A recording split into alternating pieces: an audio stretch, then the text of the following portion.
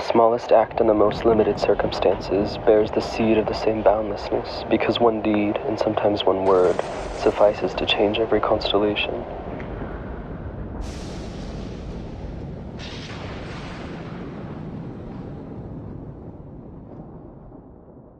Hello everyone, my name is Sam, and I'm super excited to be releasing this latest zine called The Myth of Birdman. It is a 76-page independent publication weaving fireside stories, paintings, digital collages, and nude photography. What makes this zine particularly special to me is that it's comprised of so many fragmented moments. It's essentially a mythology that's been built over the last few years of a deeply personal migration journey.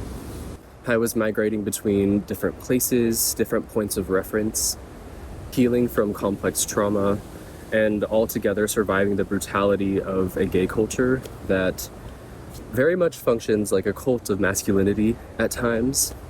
So I explore a lot about what it means to wear a mask and how sometimes it's not possible to wear a mask without becoming what you pretend to be.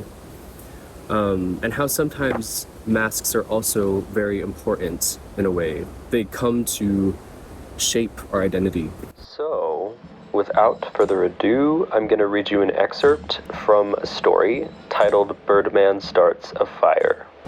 The wind howls. I began here, he screams. Not fully gone, but not quite here either. The truth is, I'm not sure if I belong here or there. I thought that if I left a trail of who I am, even in the places that weren't meant for me, perhaps I would lead others. Perhaps I would find I am not alone. I once read that I should seek people who have the strength to suffer without causing damage to other lives. That I should seek to be such a person. Only strong people are safe people. The wind is blowing so harshly now that the cypress shakes back and forth. Yet my actions don't even fly close to the truth of who I am. And I can't reconcile this. There's something inconsolable in everything, everyone around me, and I don't know how to exit this. Where do I go? Suddenly the wind stops. Everything is deathly still and quiet. Didn't I do what I was supposed to? Tears trail down his feathered face.